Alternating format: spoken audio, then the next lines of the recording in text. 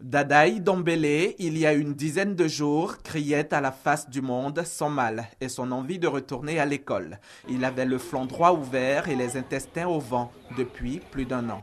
Un cri entendu. Le jeune garçon vient de subir avec succès une intervention chirurgicale. Cet enfant a eu une complication de la fièvre typhoïde. C'est ça. La fièvre typhoïde, c'est une pathologie médicale.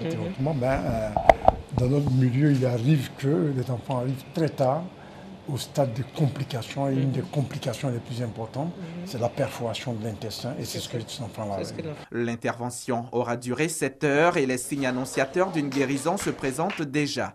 Dans une semaine, Dadaï sort de clinique. S'il prend son transit aujourd'hui, on va le faire manger, puis le surveiller, comment il va réagir à la nourriture. Ça. Et puis dans les 3 jours qui suivent, il pourra sortir. Ce mercredi matin, Dr Raymond Goudou Kofi, ministre de la Santé et de la lutte contre le sida, lui porte le message de l'État.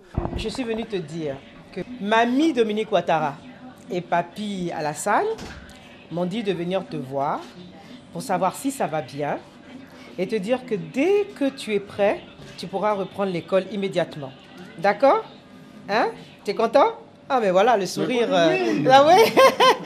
Le soutien du gouvernement ne va pas se limiter à cette prise en charge médicale, a laissé entendre la ministre de la Santé. Il était stigmatisé par ses petits camarades.